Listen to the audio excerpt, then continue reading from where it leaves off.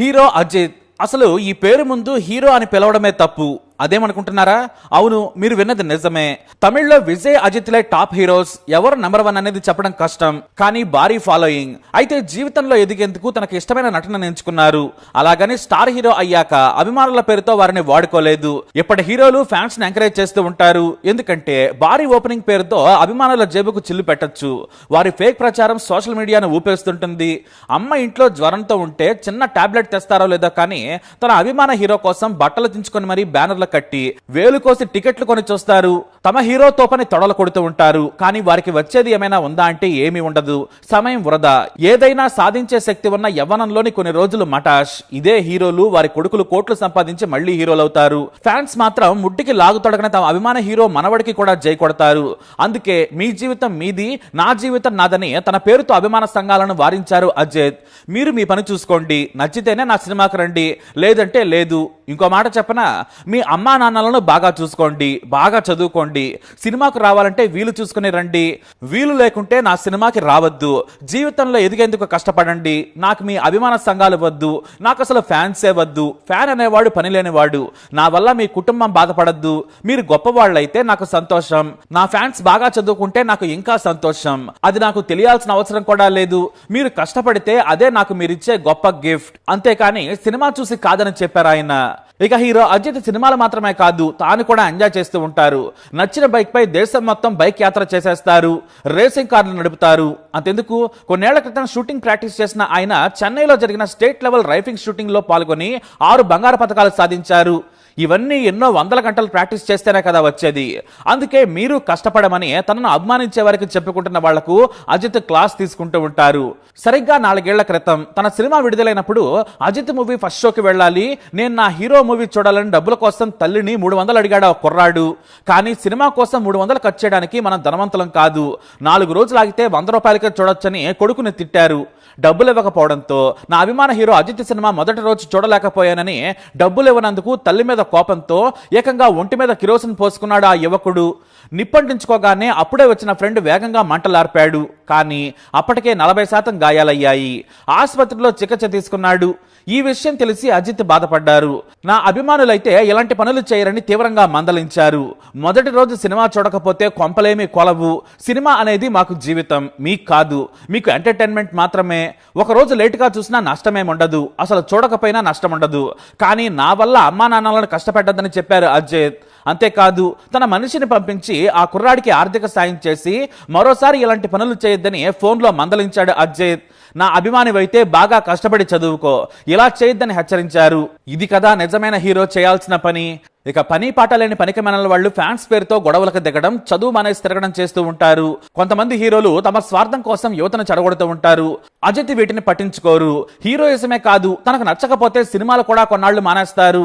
ఎందుకంటే నచ్చిన పని చేస్తూ విదేశాలు తిరుగుతూ హాయిగా జీవితాన్ని గడుపుతారు ఆయన. ఎందుకంటే తన ఎంగేజ్ లో ఎంత కష్టపడ్డాడో అందరికీ తెలిసిందే. వాస్తవానికి మన తెలుగువాడే అజిత్ సికింద్రాబాద్ లో పుట్టాడు. తండ్రి సుబ్రహ్మణ్యం బ్రాహ్మణ్, తల్లి మోహిని కోల్కతాకు చెందిన సింధీ. Middle class family. చెన్నైలో సెటిల్ అయ్యారు.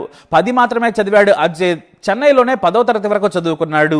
అంతకు మించి చదువు రాలేదు. కానీ అతని తమ్ముళ్ళు క్లాస్ టాపర్. అనూప్ కుమార్ ఇప్పుడు ప్రముఖ ఇన్వెస్టర్. మరో తమ్ముడు అనిల్ కుమార్ ఐఐటి మద్రాసులో చదివి పెద్ద వ్యాపారవేత్తగా ఎదిగాడు.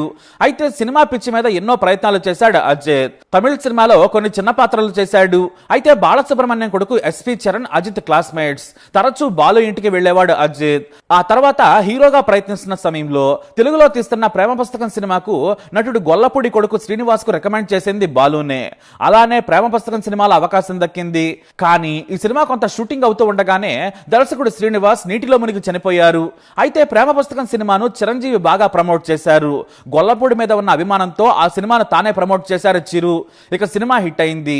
ఆ తర్వాత తమిళ్లో చిన్న చిన్న పాత్రలు చేస్తున్న అజిత్ మోడల్ గా కూడా పనిచేశారు. హెర్క్యులస్ సైకిల్ కు మోడల్ గా నటించారు అజిత్. దీన్ని పిసి శ్రీరామ్ షూట్ చేశారు. అయితే మంచి అందగాడని అజిత్ కు నాడు ప్రశంసలు దక్కాయి. ఇటు తెలుగులో ప్రేమ పుస్తకం హిట్ కావడంతో అమరావతి అనే మూవీలో అవకాశం దక్కింది. దీనికి కూడా బాలసుబ్రహ్మణ్యం రికమెండేషనే కారణం. అయితే మొదట్లో ఇప్పుడు స్టార్ హీరో అయిన విక్రమ్ అజిత్ కు డబ్బింగ్ చెప్పేవారు. అది కూడా మైనస్ గా మారింది. అయినా సరే అరవింద్ స్వామి హీరో విజయ్ తో కలిసి సినిమాలో నటించడం మొదలు పెట్టారు. అయితే మణిరత్నం నిర్మించిన ఆస్తే సినిమాతో జాతకం మారిపోయింది. అవార్డులతో పాటు కాదల్ కొట్టాయి సినిమాతో స్టార్ అయ్యాడని చెప్పొచ్చు. అలా ప్రేమ కథలు చేసుకుంటూ ఏకంగా మాస్ హీరోగా ఎదిగేందుకు ఒక్కో మెట్టు ఎక్కారు అజిత్. తెలుగులో ఆ సినిమా ప్రేమలేఖ పేరుతో రిలీజ్ అయి సూపర్ హిట్ అయింది. ఆ మూవీ నుంచి వెనుదిరిగి చూడలేదు అజిత్. వాలి, నమగు వారి, ధీర, రెడ్, విలన్, జన ఇలా ఎన్నో సినిమాలు చేశారు.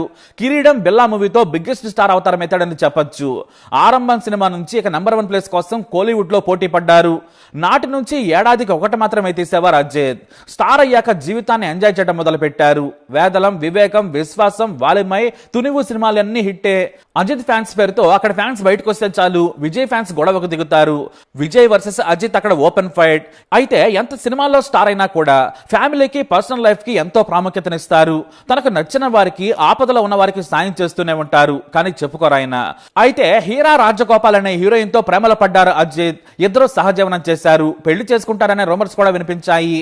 కానీ వాళ్ళిద్దరికి బ్రేకప్ అయింది. 1999లో అమర్ కలం సినిమా షూటింగ్ లో అజిత్ షాల్ని మొదటిసారి కలుసుకున్నారు. అయితే ఓ సీన్ లో శాలిని చేతికి గాయం చేయాలి. కోపం ప్రదర్శిస్తూ కత్తిని గట్టిగా ఊపాడు. అది కాస్త ఆమె చేయికి తాకింది. ఆమె చేయి కట్ అయింది. రక్తం విపరీతంగా కారుతూ ఉండడంతో అజిత్ భయపడ్డాడు. సారీ చెప్పిన అజిత్ వెంటనే శాలిని ఆసుపత్రికి తీసుకెళ్లాడు. ఆమె గాయం గురించి రోజు ఫోన్ చేస్తూ ఎలా ఉందని అడిగేవాడు. గాయం తగ్గాక మళ్లీ షూటింగ్ స్పాట్ లో అడుగుపెట్టింది శాలిని. కానీ ప్రతిరోజు అజిత్ చూపించిన కేరింగ్ కి ఆమె లవ్ లో పడిపోయింది. ఇటు సెట్ లో కూడా జాగ్రత్తగా చూసుకునేవాడు. అక్కడ ఎదురో తెలియకుండానే ప్రేమలో పడ్డారు. మీరు ఒప్పుకుంటే పెళ్లి చేసుకుంటానని శాలినికి చెప్పాడు అజిత్. ఆమె సరేనంది. ఆ మరుసటి ఏడాది అంటే 2000 సంవత్సరంలో పెళ్లి చేసుకున్నాడు. అయితే ఒకప్పుడు కొంతమంది జర్నలిస్టులు బి గ్రేడ్ సినిమా పత్రికలు నడిపేవారు.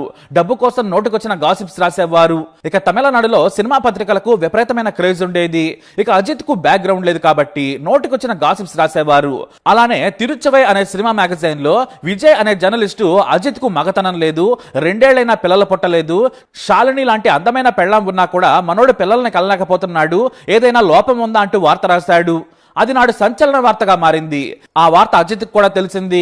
అది తెలిసినా కూడా అజిత్ ఊరుకుండిపోయాడు. పలు సినిమా షూటింగ్లు, కవరేజీల సమయంలో విజయ్ అనే జర్నలిస్ట్ వచ్చేవాడు. అజిత్ కు పరిచయం కూడా, కానీ ఏమనలేదు. ఇదే ప్రశ్నను అజిత్ ముందే విజయ్ పక్కన కూర్చున్న మరో జర్నలిస్టు పెళ్లి పిల్లల గురించి ప్రశ్న వేస్తే అజిత్ పట్టించుకోకుండా దాట వేశాడు. సినిమా వేరు, వ్యక్తిగత జీవితం వేరని చెప్పారు. ఆ తర్వాత కూడా ఆ జర్నలిస్టులు అజిత్ మీద జోకులు పేల్చుకున్నారు. అయితే కొన్నాళ్లు గడిచింది. సరిగ్గా అజిత్ మీద నిందలు వేసి పరువు తీసేలా వార్తలు రాసిన విజయ్ కి గుండెపోటు వచ్చింది. అతని కుటుంబం దగ్గర అంత డబ్బు లేదు. కానీ కొంతమంది జర్నలిస్టులు తెలిసిన వారి ద్వారా హీరోలు, దర్శకుల దగ్గర విరాళాలు సేకరించారు. ఈ విషయం కాస్త అజిత్ కూడా తెలిసింది. విజయ్ అనే జర్నలిస్టు చావు బతుకుల్లో ఉన్నాడు. సర్జరీ చేశారు. విరాళాలు వసూలు చేస్తున్నామని చెప్పారు. ఆ రోజుల్లో 10,000 కూడా చాలా ఎక్కువే. అజిత్ ను 10,000 సాయం చేయమన్నారు సినిమా జర్నలిస్టులు. 10,000 కాదు, మీరు విరాళాలు ఆపేయండి, నేను చూసుకుంటానని జర్నలిస్టులకు చెప్పారు అజిత్. తనను కించపరిచిన వ్యక్తికి డబ్బు సాయం చేస్తానని 2.5 లక్షల రూపాయల చెక్కును రాశాడు అజిత్. అయితే కొంతమంది సన్నిహితులు, ఇతర సినిమా నటులు వారించారు. మిమ్మల్ని అవమానించిన వ్యక్తికి డబ్బెందుకు ఇస్తున్నారు, వాడి పాపాన వాడు పోతాడని పిఆర్ఓ కూడా చచ్చి సలహా ఇచ్చాడు. కానీ అజిత్ మాత్రం ఆయనంటే నాకు ఏం కోపం లేదు, ఆయన ఏదో రాశాడు, ఆయన నిస్సహాయ స్థితిలో ఉన్నాడు, ప్రతీకారం ఇప్పుడు తీర్చుకోకూడదు, సాయం చేస్తేనే, మంచి చేస్తేనే కదా మనం మనుషులమన్నారు అజిత్. సినిమా షూటింగ్ నుంచి నేరుగా ఆసుపత్రికి వెళ్లి 2.5 లక్షల చెక్కును విజయ్కి అందించారు ఆయన. సినిమా జర్నలిస్టులు తమ పత్రికల్లో వార్తలు రాసే వరకు అజిత్ చేసిన సాయం గురించి ఎవరికీ తెలియదు. క్యారెక్టర్ ఉన్న మనిషి అజిత్. హీరోగా ఎవరిని వాడుకోవాలనుకోరు. ఓటు కోసం ఎంతసేపైనా క్యూలో నిలబడతారు. మేకప్ లేకుండా బయట తిరుగుతారు. ఫ్యానిజం అనే పదానికి దూరం. దాదాపుగా అందరు హీరోలు తమ ఫ్యాన్స్ ని ఎంకరేజ్ చేస్తూనే ఉంటారు. కానీ అజిత్ డిఫరెంట్. సింపుల్ గా బ్రతుకుతూ తన పని తాను చేసుకుంటూ వెళ్తుంటారు ఆయన. తన హీరోయిజాన్ని ఎక్కడా ప్రదర్శించరు. మరి అజిత్ పై మీ అభిప్రాయాన్ని కమెంట్ ద్వారా తెలియజేయండి. వీడియోని లైక్ చేయండి, షేర్ చేయండి, మా ఛానల్ని సబ్స్క్రైబ్ చేసుకోండి.